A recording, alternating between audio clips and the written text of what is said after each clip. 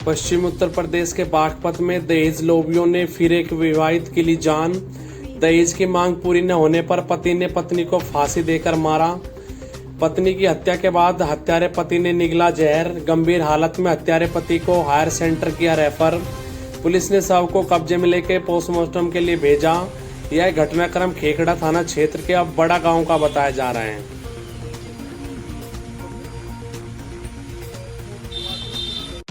उत्तर प्रदेश के गाजियाबाद में युवती द्वारा दी गई छेड़खानी मामले में तहरीर। यह घटनाक्रम टोनिका सिटी का बताया जा रहा है। जाहिद नामक युवक के खिलाफ दी गई तहरीर। जाहिद ने युवती संग छेड़छाड़ कर पेट्रोल डालकर लगाई आग। आइए सुनते हैं पुलिस अधिकारी का क्या कुछ कहना है।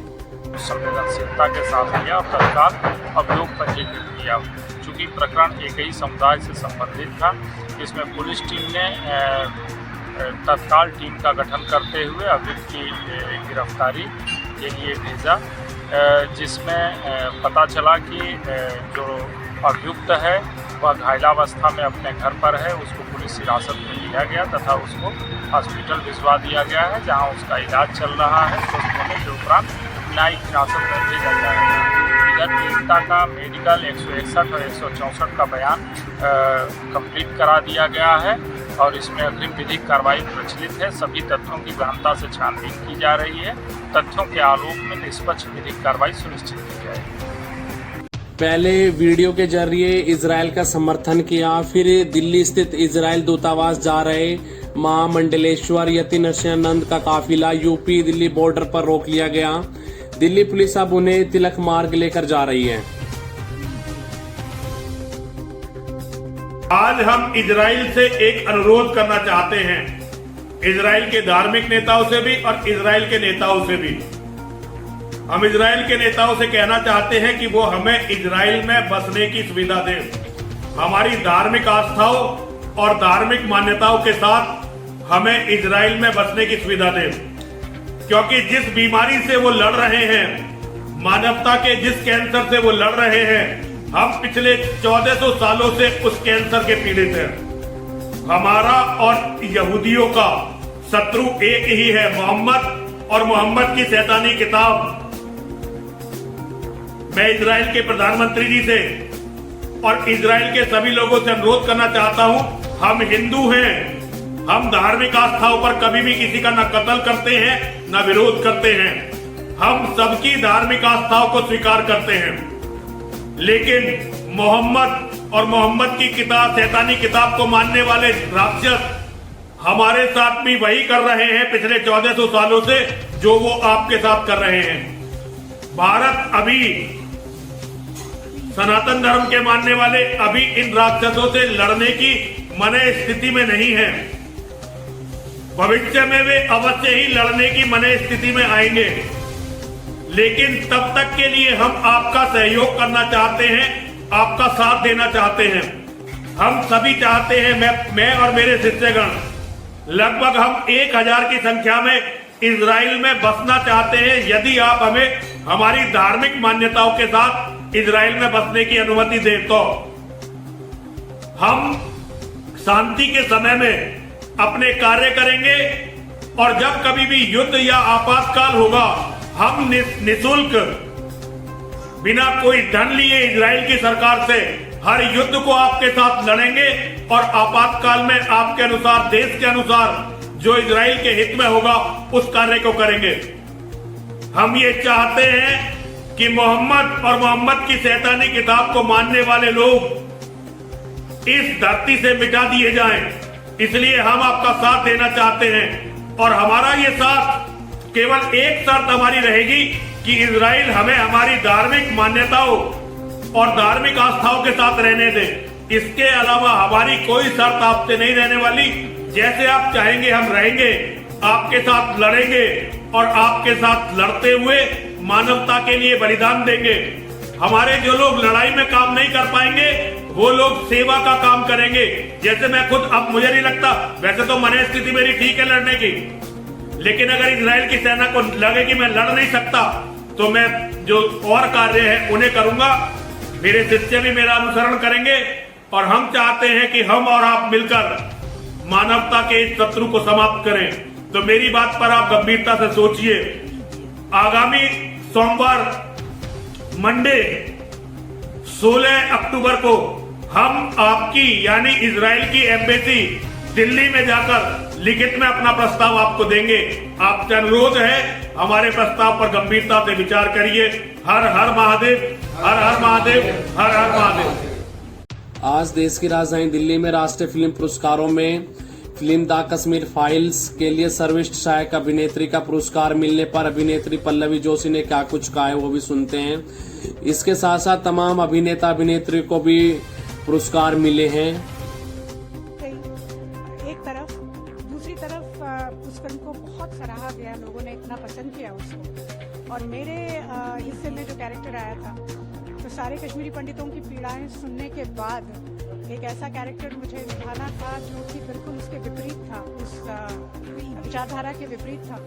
तो बतौर एक्टर मुझे काम करते हुए बड़ा मज़ा आया, लेकिन एक इंसानी तौर पे मुझे बहुत तकलीफ हो रही थी वो किरदार निभाते हुए। लेकिन उस किरदार को कहीं इतना रिकग्निशन मिला बड़ा कि राष्ट्रपति के द्वारा पुरस्कृत मुझे किया गया। इससे बड़ी और क्या जीत हो सकती है और क्या जवाब हो सकता है उन लोगों को जो कि कहते हैं कि कश्मीर फाइल्स जैसी फिल्में नहीं बननी चाहिए। और फिल्म पुष्पा के लिए सर्वश्रेष्ठ अभिनेता का पुरस्कार ग्रहण कर रहे हैं Shri Allu Arjun. Pushpa, Allu Arjun for an intense, charismatic performance of an underdog challenging an entire corrupt system. Iconic role, certainly deserves another round of applause. अपने अभिनय से जनता ही नहीं, ज्यूरी का भी दिल जीतने वाले श्री अल्लू अर्जुन। सर्वश्रेष्ठ निर्देशन के पुरस्कार RRR टीम, सर्वश्रेष्ठ कोरियोग्राफी के लिए भी तेलुगु फिल्म RRR का चयन किया गया है। पूरी दुनिया को अपनी कोरियोग्राफी से अचंभित करने वाले कोरियोग्राफर श्री प्रेम रक्षित ग्रहण कर रहे हैं रजत कमल। RRR takes it all. Prem Rakshit, choreography, action scenes, stunts, cinematic experience that's going to stay with us forever. मुख्यमंत्री योगी आदित्यनाथ ने जेवर में नोएडा अंतर्राष्ट्रीय हवाई अड्डे के काम का हवाई सर्वेक्षण किया। तस्वीर आपके सामने।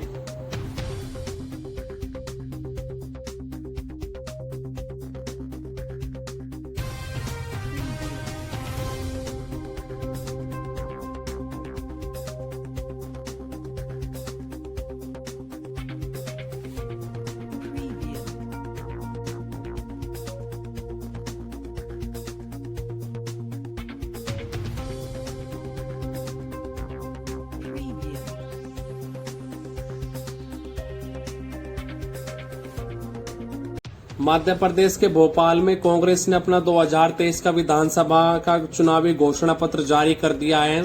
वहीं कमलनाथ ने क्या कुछ कहा है इस घोषणा पत्र के बारे में। वहीं दूसरी तरफ बीजेपी इस घोषणा पत्र को लेकर कांग्रेस पर हमलावर है, खासकर मध्य प्रदेश के वरिष्ठ नेता। हमारी आबादी जुड़ी हुई है कृषि क्षेत्र से। हमारी अर्थव्यवस्था की नींव है हमारा कृषि क्षेत्र और यही बहुत बड़ी प्राथमिकता है। मध्य प्रदेश किसानों का प्रदेश है। हम चाहते हैं कि किसानों को फसलों के उतने दाम मिले जितने में उनका घर भी चले और 2 पैसे भी बचे।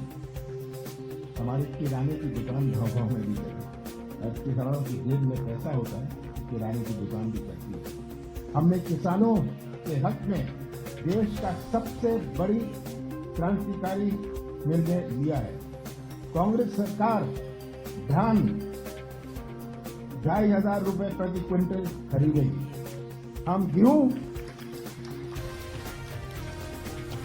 2,600 रुपए क्विंटल पर खरीदेंगे। और मेरा मिशन है कि किसान को 3,000 रुपए प्रति क्विंटल कीमत हम दें। ये मेरा मिशन है और ये मेरा वचन है। नंदनी गौ धन योजना कांग्रेस का वचन पत्र नहीं, ये झूठ पत्र है।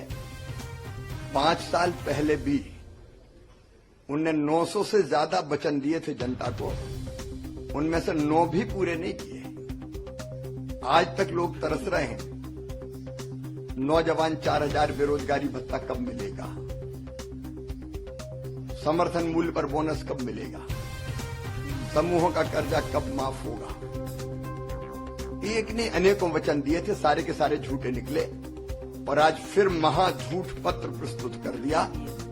इस झूठ पर अब जनता भरोसा नहीं करने वाली। जनता जानती है कि भारतीय जनता पार्टी जो कहती है वो करती है। अरे हम तो जो नहीं कहते वो भी करते हैं। जैसे लाडली बहना योजना हमारे दृष्टि पत्र में नहीं थी, लेकिन हमने लागू की। लेकिन कांग्रेस की सच्चाई जनता जानती है, भ्रम में नहीं आने वाली।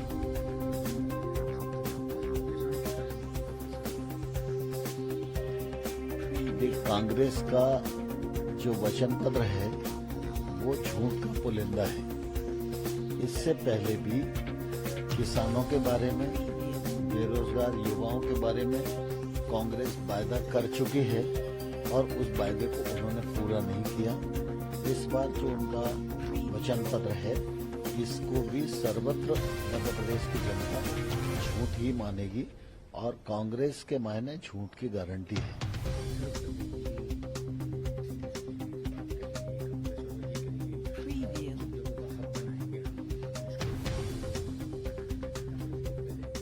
देखिए, कुल मिला के क्या है कि कांग्रेस कहने को तो कुछ भी कहती, लेकिन झूठ बोलती है ये जनता में स्थापित होगी। इसलिए चाहे बिजली का विषय हो, चाहे लाडली बहना का विषय हो, वो 1500 की बात कर रहे हैं। हमारी जो स्कीम है लाडली बहना की वो तो 3000 पर जाकर रुकेगी। तो स्वाभाविक रूप से सारे लोग इस बात को भलीभांति जानते हैं कि कांग्रेस सच नहीं बोलती है और ये सब इस प्रकार की घोषणाएं कांग्रेस कर इसलिए रही है कि भारतीय जनता पार्टी की लोकप्रियता और चुनाव अभियान से भयभीत हो गई है। 2 की बात कर रहे हैं, 25 लाख तक का स्वास्थ्य। दिल्ली में प्रधानमंत्री नरेंद्र मोदी ने गगनयान मिशन की प्रगति का आकलन करने और भारत के अंतरिक्ष प्रयासों के भविष्य की रूपरेखा तैयार करने के लिए उच्च स्तरीय बैठक की अध्यक्षता की है, जिसकी तस्वीर आपके सामने।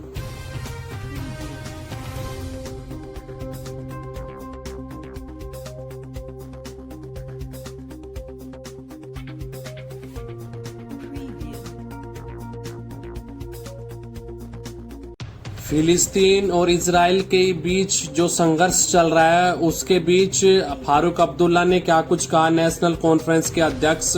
आइए सुनते हैं। वह एहतजाज करें, वो यूनाइटेड नेशन को जगाएं, दुनिया को जगाएं। अब देखिए, बीबीसी ने उनकी खबर को पहले दिया नहीं था, तो आप देखिए लंदन में किस तरह उनके बीबीसी को घेराव किया गया कि जब तुम कहते हो कि हम सच बयान करते हैं, तुम आज सच क्यों नहीं बयान करते हो। अफसोस तो इस बात का है कि हिंदुस्तान जो जवाहरलाल नेहरू के वक्त से फलस्तीन के साथ रहा है और फलस्तीन के लिए हर वक्त कहा है कि जो उन पर जुल्म हो रहा है उसको खत्म करो। यहूदियों को वहां बसाया गया 1917 में, अंग्रेजों ने साजिश की और फलस्तीनियों की जमीन उनको दे दी और वो बढ़ते गए और फलस्तीन की जमीन को और भी और काबू कर कब्जा करने लगे। और जो वहां पे लोग हैं, एक अपार्टाइड का मामला है जैसे साउथ अफ्रीका में थे, काले और गोरों में, वहां जो जुल्म वो मुसलमानों पे कर रहे हैं मैं बयान नहीं कर सकता। अफसोस इस बात का है कि हम आज हिंदुस्तान में वो आवाज नहीं है जो उनके लिए जोर से बोल सके।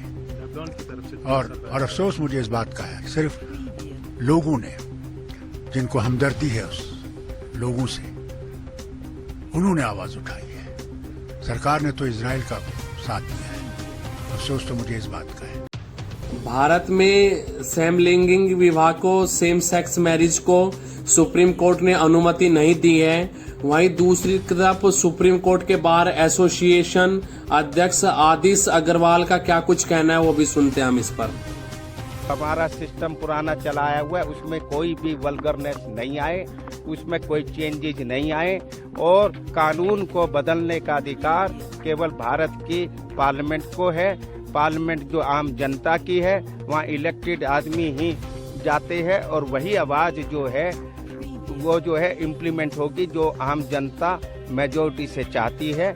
अगर किसी को अमेंडमेंट कराना है तो वो पार्लियामेंट में अपने एमपी के थ्रू बिल रखाए और उसको पास कराए। सुप्रीम कोर्ट ऐसी चीज़ों को कोई रिकॉग्नाइज नहीं करेगी, कोई इस चीज़ को इजाज़त नहीं देगी जिससे समाज बढ़ता हो, वल्गरनेस आता हो। जो हमारा पुराना जो हमारी सभ्यता है उसको उन्होंने मेंटेन रखा है।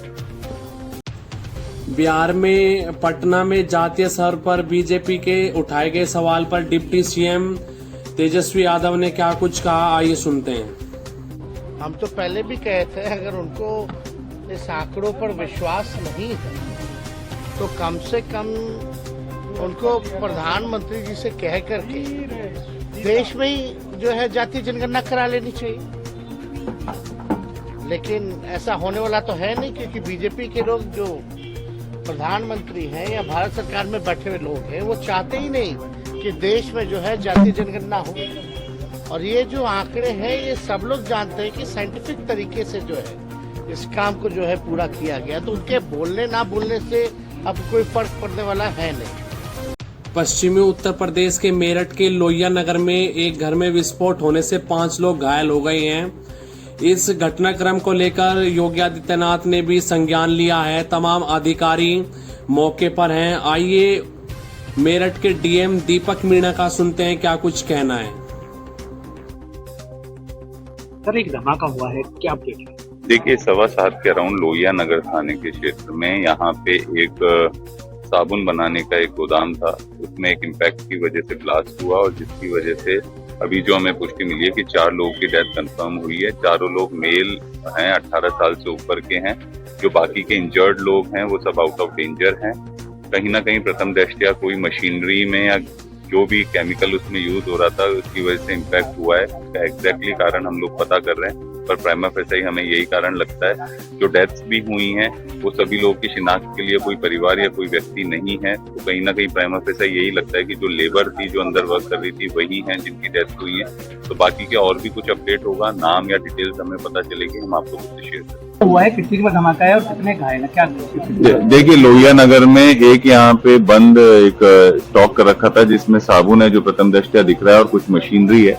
यहाँ पे एक मतलब ये दहा है घर और इसके इम्पैक्ट की वजह से अगल बगल में भी असर पड़ा है और अभी तक 5 लोग जो हैं जो इसमें इंजर्ड हुए हैं उनको तत्काल मेडिकल कॉलेज भेज दिया गया है। वहाँ टीम को एक्टिवेट कर दिया गया है और यहाँ पे भी लगातार टीम काम कर रही है और इसके अलावा कोई और किसी की सूचना नहीं है कि जो यहाँ पे और मलबे में या कहीं हो। फिर भी हमने टीम मोबिलाइज करके अब तत्काल मलबे को भी हटा रहे हैं कि कोई भी गुंजाइश ये ना रहे कि कोई भी नीचे दबा हुआ। सर, ये किस चीज की फैक्ट्री थी, क्या काम होता था? नहीं, देखिए, प्रथम दृष्टया अभी ये देखने में समझ में आया है कि कोई साबुन की कुछ मशीन्स रखी हुई है और साबुन का स्टॉक रखा हुआ है। तो कहीं ना कहीं साबुन बनाने के लिए या साबुन को रैप करने के लिए या जो उसकी पैकेजिंग करने के लिए यहाँ पे ये काम होता था और जो भी डिटेल्स आगे पता चलेंगी हम आप लोगों से शेयर करेंगे। सर, कितनी कैजुअलिटी है इसके अंदर अभी तक और कितने लोग मौजूद? नहीं, देखिए, 5 लोग इंजर्ड थे, 5 लोगों को तत्काल मेडिकल कॉलेज भेज दिया गया है। उनकी तत्काल प्रिंसिपल मेडिकल कॉलेज और सीएमओ को एक्टिवेट कर दिया गया है और कुछ भी उनके बारे में भी सूचना है या इसमें भी आगे कुछ भी और भी चीजें पता चलती है हम आप लोगों से शेयर करेंगे। सर, धमाके की वजह क्या रही होगी?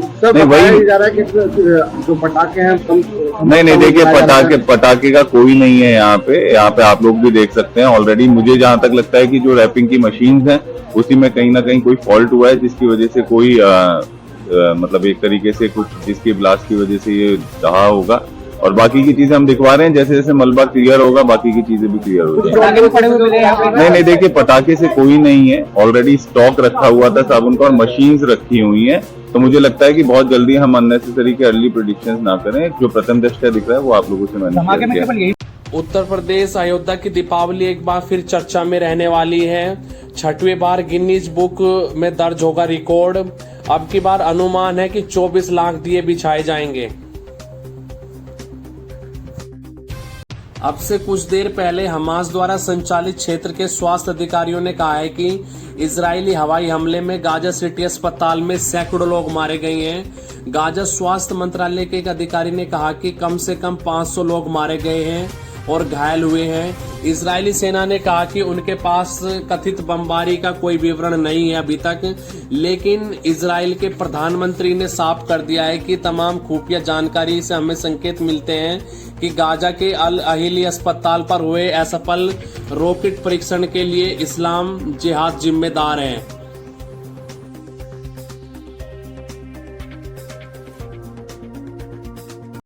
इजराइल से ऑपरेशन अजय के तहत 286 भारतीय नागरिकों और 18 नेपाली नागरिकों को लेकर 5वीं फ्लाइट दिल्ली पहुंची है। वहीं केंद्रीय मंत्री द्वारा यात्रियों का स्वागत किया जा रहा है।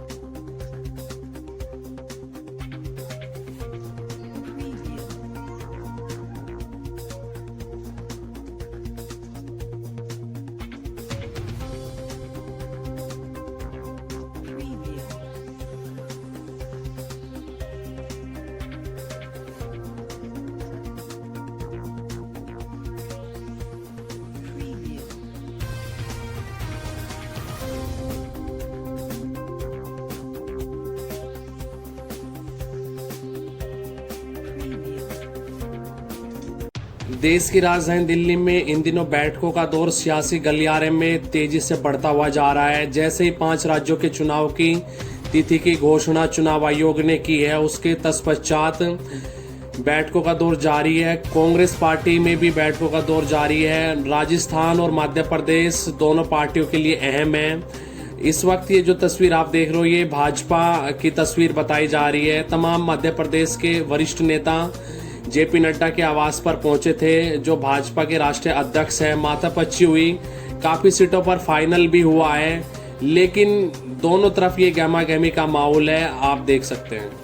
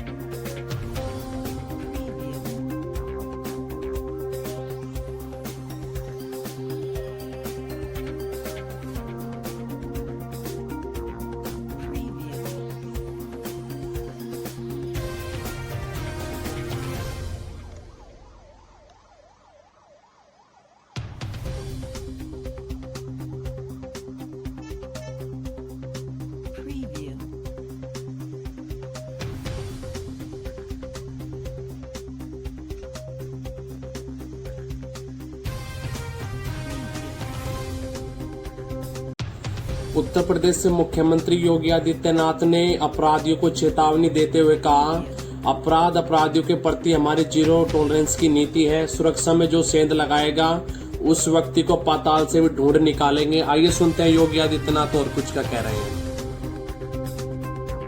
सम्मान को निवृत्ति करते हुए उनके स्वावलंबन का मार्ग प्रशस्त करने का एक अभियान है और इसकी शुरुआत हमने 2020 में की थी। इस अभियान के क्रम को आगे बढ़ाते हुए ये कार्यक्रम लगातार केंद्र और राज्य सरकार की डबल इंजन की सरकार महिलाओं के कल्याण के लिए, उनकी सुरक्षा और उनके स्वावलंबन के लिए कौन से कार्यक्रम कर रही है। इन कार्यक्रमों को प्रभावी ढंग से आगे बढ़ाने का, जन जागरण का और उनको प्रभावी ढंग से लागू करने का एक अभियान है। इस क्रम में लगातार एक और केंद्र और राज्य सरकार की योजनाओं की जानकारी हर एक स्तर पर, गांव पंचायत में, नगर में, वार्ड स्तर पर, स्कूल कॉलेज में उपलब्ध करवाई जा रही है। वहीं सुरक्षा में सेंध लगाने वाले तत्वों पर भी कार्रवाई के लिए प्रभावी एक्शन भी लिए जा रहे हैं। आप सब जानते हैं अपराध और अपराधियों के प्रति हमारी सरकार की जीरो टॉलरेंस की नीति है। सुरक्षा में जो सेंध लगाएगा उस व्यक्ति को फिर कहीं भी जाएगा पाताल से भी ढूंढ निकालेंगे उसको, और पाताल से ढूंढ निकालने की कार्रवाई लगातार चल रही है। लगातार इस अभियान को आगे बढ़ाए हुए हैं, क्योंकि हमें मानना है आधी आबादी सुरक्षित तो सब कुछ सुरक्षित, सब कुछ अपने आप सुरक्षित हो जाता है। उद्योग लगते हैं, कारखाने लगते हैं, रोजगार का सृजन होता है, खुशहाली आती है, अभियान तेजी के साथ आगे बढ़ता है, और यहीं से शुरुआत होती है राम राज्य की स्थापना का। उत्तर प्रदेश के कन्नौज में सर्फ व्यापारी से बाइक सवारों ने लाखों की लूट कर ली। आइए सुनते हैं पीड़ित का क्या कुछ कहना है।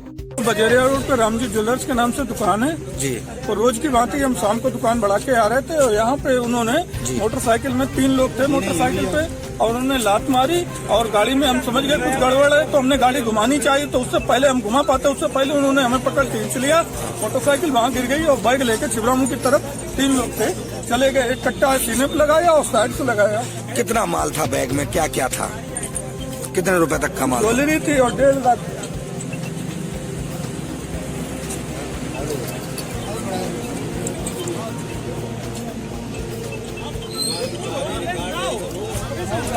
दोस्तों, ढेर सारी खबरें सबसे तेज सबसे पहले प्रामाणिकता के साथ जानने के लिए आप हमारे साथ वायरल बाबा यूट्यूब चैनल और इंस्टाग्राम पेज पर भी बने रह सकते हैं, और चैनल को सब्सक्राइब करके जरूर जाइएगा ताकि आने वाली खबर आपके पास सबसे तेज सबसे पहले पहुंच सके। दोस्तों,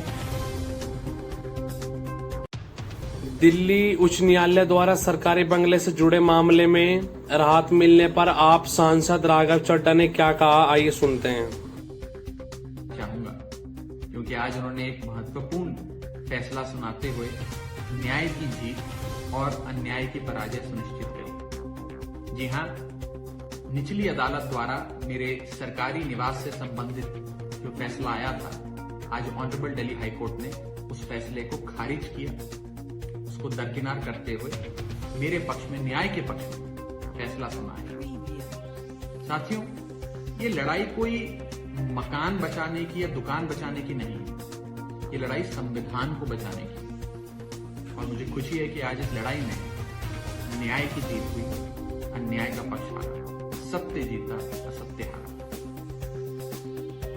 लेकिन शायद ही भारत के संसदीय इतिहास में ऐसा कभी पहले देखा गया होगा कि एक छोटी सी पार्टी के एक छोटे से सांसद को इस प्रकार से प्रताड़ित किया जा रहा है, टारगेट किया जा रहा है।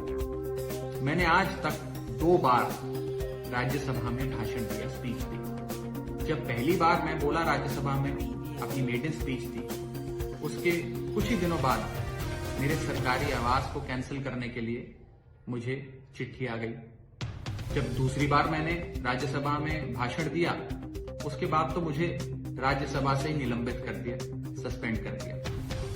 इस प्रकार का राजनीतिक द्वेष और राजनीतिक बदलाखोरी से लिए गए फैसले शायद ही कभी राज्यसभा के इतिहास में कभी देखे गए। आए दिन हम देखते हैं कि गैर भाजपा राजनीतिक दल, विपक्ष के जो राजनीतिक दल है, इंडिया गठबंधन के जो दल हैं, उनके नेताओं को चुन चुन के प्रताड़ित किया जा रहा है, टारगेट किया जा रहा है।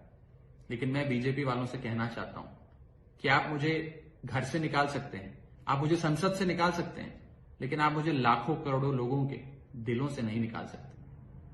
उत्तर प्रदेश ग्रेटर नोएडा में ग्रीनो वेस्ट के महागुन मायवुड सोसाइटी में वेतन न मिलने पर विरोध में सुरक्षा गार्ड हड़ताल पर चले गए।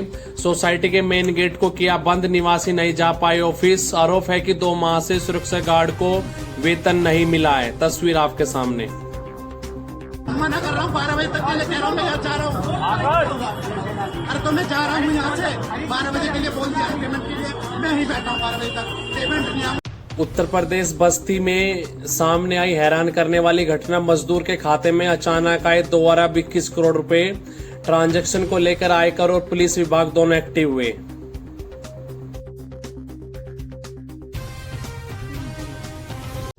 उत्तर प्रदेश मथुरा के सरकारी स्कूल का वीडियो हुआ वायरल। महिला शिक्षिका से लिपट कर रोते दिखे बच्चे। महिला शिक्षिका कुसुम गौतम के निलंबित होने पर रोए बच्चे। तस्वीर आपके सामने।